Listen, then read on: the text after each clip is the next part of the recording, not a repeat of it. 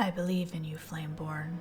Perhaps I am the only one, but I consider you family, blood. And I have only ever said that to one other person. Gaze toward the high ground when you're in danger. I will be there. Hello, and welcome to A Slice of Lore, where we piece together the rich histories and shrouded mysteries found in the lore of some of our favorite games. In this series, we will be exploring the land of Embervale, the fallen realm of Enshrouded, a broken and desolated world that you, as the Flameborn, are tasked to rebuild and restore. Today, we are going to be taking a look at Embervale's finest huntress, Athalan Skree.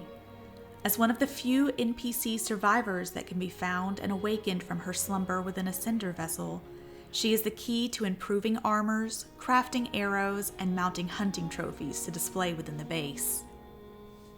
While seeming cold and demanding when first awoken, Athalan has a drive for survival. With her skills, as well as her knowledge of the land, she helps ensure that the Flameborn succeeds in their quest to save the land from the Shroud and exact retribution on those responsible for spreading its corruption. This drive not only comes from her upbringing in the rough, snowy terrain of the Albaneve summits, but from the skills she honed to survive under the rule of Lord Vorgoth, Guard of the North. We can learn from notes scattered throughout the region that Vorgoth ruled with an iron and merciless fist. After the death of his mother, Queen Pikemead, Vorgoth inherited arguably the most unforgiving regions of Embervale, bogs choked with vines and mountains encased in snow in the far north of the realm. He took on many of the qualities of his kingdom, restricting his people with harsh laws and an almost compulsive need for power, obedience, and reverence. This naturally put him at odds with the Ancients, a mysterious and silent race of beings worshipped by many throughout the realm. We can see in the note an answered prayer. Those devoted to Lord Vorgoth condemned those who feared the Shroud beginning to cover the land, and those that cried for aid from the Ancients. He who spews doubt will be judged by the skies. He who shows fear will be carried away by the northern winds. He who puts down his arms will be pierced by a heavenly bolt, as Raphael was. In the note titled Royal Decree, a message hailing from Vorgoth addresses the stationed units of the Northern Army and warns of criticizing or gossiping about the Lord. Punishment for such offenses range from a skuld's bridle to the use of, and I quote, a sharpened wooden spear of appropriate diameter and length. We can also see that people stationed in his ranks were a force unto themselves. As read in the note, I'm not cut out for this.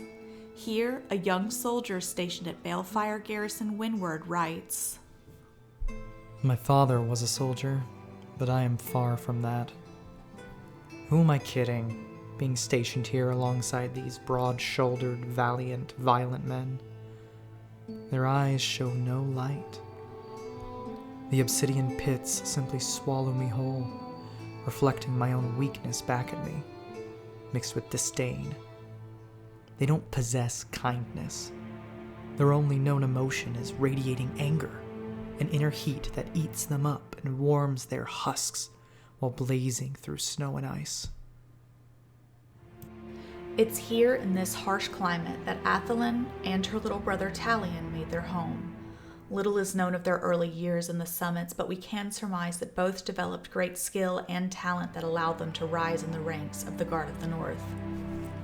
As the siblings entered into the service of Vorgoth's forces, his ambitions began to shift from securing and protecting his kingdom against the Ancients to the construction of what became known as elixir wells and the processing of the realm's newest fixation, elixir.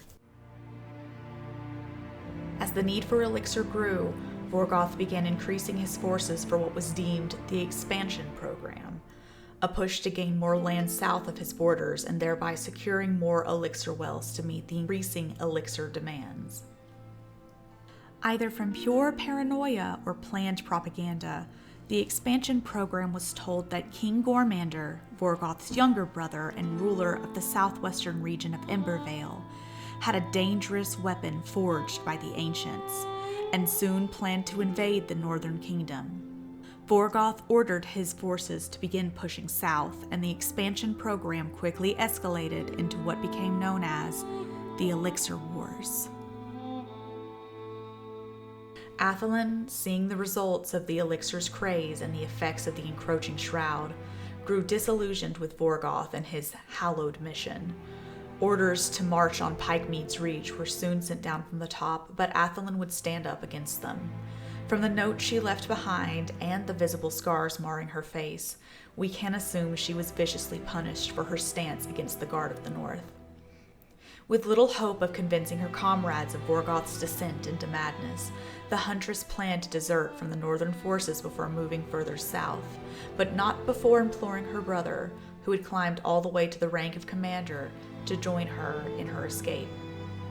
But whether it was due to the loyalty to Vorgoth, his inability to leave his homeland, or simply a lack of opportunity, Talion would remain where he was, while Athalan would make good on her own extraction. We learned that he was later stationed in Outpost Darkwater, a training ground for specialty divers of the Northern Army located on Dragon Dream Lake just northeast of Pikemead's Reach. Washed against a grate meant to drain the training pool below the outpost, we find the letter to Talion. In this letter to Talion, Athalan writes, "There's not much time. Forgive my candor, brother. 1. Gormander poses no threat. His capital is nearly defenseless, no sign of ancient weapons or a conspiracy. The elixir merely makes his ilk plump and greedy, not bloodthirsty, though they have grown paranoid like most. 2. We've been lied to. That wanderer poisons the mind of our Lord. We cannot trust a word from his forked tongue. 3. Leave with me. Abandon your post. Join me on my route down south. Turn your back on the war, the shroud, the death. Wash your hands clean in more peaceful waters. 4. Discard this letter, lest you want your sister's blood spilled. Athalan." Based on this letter, we can infer that this is not the first time Athalan has tried to persuade her brother. Regardless of whether or not her words rang true for Talion, the letter was still thrown away instead of being turned in to the proper authorities in order to keep his sister safe. With no word from her brother, Athalan takes off from Howling Peak and makes it to Revelwood nearby Pikemead's Reach. There, she attempts to send another letter to her brother via a messenger bird, but the note never makes it out of the Revelwood. We can find a small home, now covered in shroud and barricaded from the northern siege, with 2 notes left inside. One note, "See what I found," shows that the author shot down a bird with a scrap of paper gripped tightly within its claws. And there, on the table, lays the message to Shortstack, never to be delivered to Talion. "Dear brother, calm your heart. I'm safe and sound. Archers could never match my speed, and Border Patrol was filled with gaps in their guard. I made it out of Howling Peak and reached the Revelwood before the troops ever had a chance to mobilize. Lord Vorgoth has gone mad, Talion. His mind has fallen to the shroud. He lied to us. King Gormander is no threat. I can't fight for this, and my scars are proof of that. I wear them with pride, knowing I did the right thing. Please come, wave the war goodbye, turn your back on all of this. I miss you, Shortstack. Athalan." Athalan makes camp west of the ancient bridge and waits to hear from news of her brother. She avoids seeking refuge in Glenwood's End, per her note, a long way from home. I've entered the thicket. Plenty of cover, but too much mud. I'm leaving footprints. I miss the solid, rocky mountain paths and kicking pebbles down chasms to wait for their echo. A strange odor hangs over the bog. Foul and fermented, it reminds me of the distilleries near Howling Peak. I decided to avoid Glenwood's End. Too much activity, and I taste copper in the water. Bad omens. I'll drift away from here as soon as possible. She stays near the bridge, waiting, but as the shroud rolls into the valley, the silence is shattered by a fierce battle waged under the ancient bridge. When the sounds subside and no further conflict can be seen beneath the blanket of fog, Athalan frantically writes to her brother the note, Talion, with the hope that he is still close by. The battle by the bridge, I know you must have been there. The ones that fled had terror in their eyes. The shroud, they said with a trembling voice. The shroud blanketed everything. Still, the armies of Vorgoth continued to battle. Please tell me, did you breathe it in? Are you still in there, my little brother, leading the flock as commander? I survey the valley when the sun is highest in the sky, but I detect no motion. I put my ear to the ground, but hear no marching of heavy boots. If you're in there, please give me a sign, Talion. I'll carry you out on my back, just like the old days. Your sister, Athalan. This letter, however, can be found still at one of the abandoned hunter camps. At this time, we can only guess as to why it remains here and not found outside of the camp or down at the pass below the bridge. It's unknown how long Athalan continued her watch by that ancient bridge, waiting for a message or hoping for a sign from Talion to tell his sister that he was okay. A sign that, unfortunately, would never come. And in fact, venturing beneath the ancient bridge shows us the truth of that fateful day and what became of Athalan's little brother.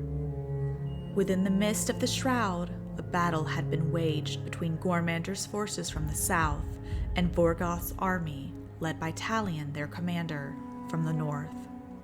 Along the path littered with the skeletons of the fallen and the walking corpses of the fell, we can see tattered tents and wooden palisades built to protect against the opposing army. And there, beneath the bridge, guarding the shroud root that had taken hold over this site of blighted mist and blood-soaked soil, is a fell thunderbrute, still wearing the armor that once marked him as the commander of the northern forces. After slaying the creature, we can find Talion's bow with the following description: a bow used by commanders of the Northern Guard. Obtaining this bow also completes the lore series Lost in the Shroud, where we can see the following update. Beneath this ancient bridge lay a bow, littered amongst the corpses of this battlefield. It must have belonged to an unfortunate commander consumed by the shroud. After realizing the message she was waiting on would never come, Athalan finally accepts the truth that her brother has fallen, either to the clashing army or to the shroud. On the cliff overlooking the battlefield, she makes a memorial for Talion, planting indigo and carving a tombstone. In reviewing the carpenter's cemetery items available to craft, we can find a tombstone with similar engravings titled, "In Loving Memory."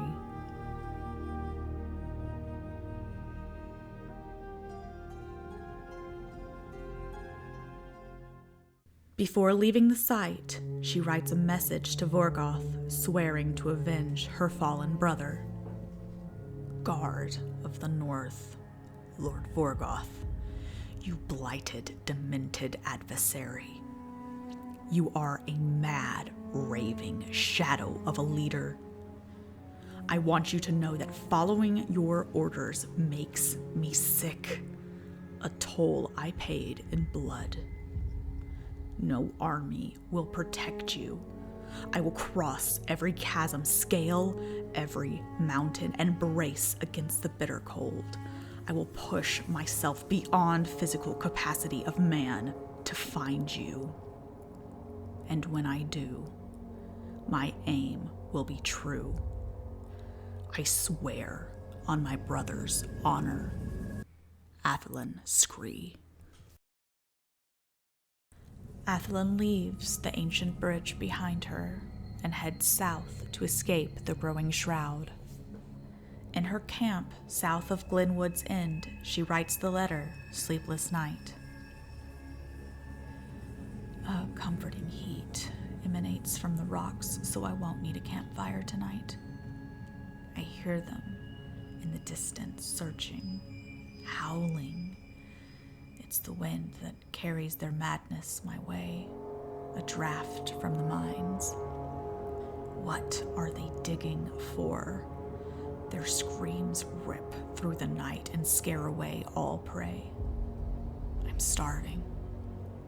Should I have stocked up on resources when I was near Glenwood's End?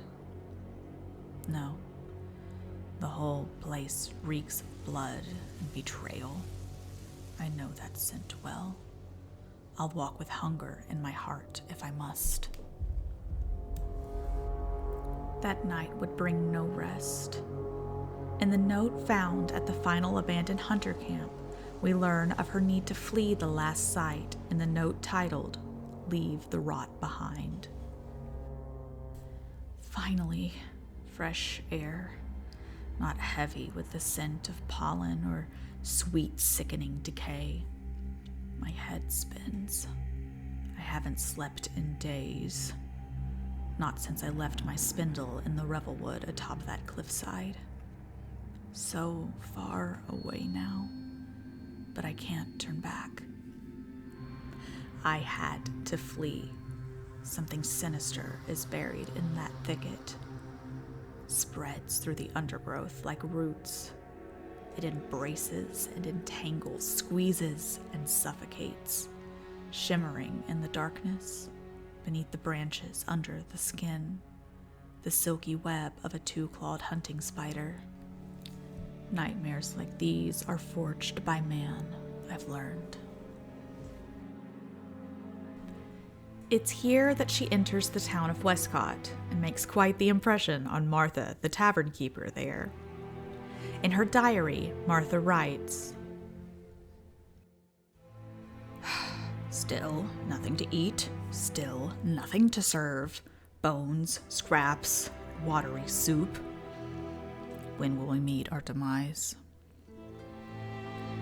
A new traveler arrived, hungry and tired. She wanted me to leave the bones in her stew. A quiet anger lingered in her eyes. Wild determination, like a starving wolf. I offered her a room, but she declined with a grunt. Marched into the woods up north to sleep on the cold, hard ground. A brute.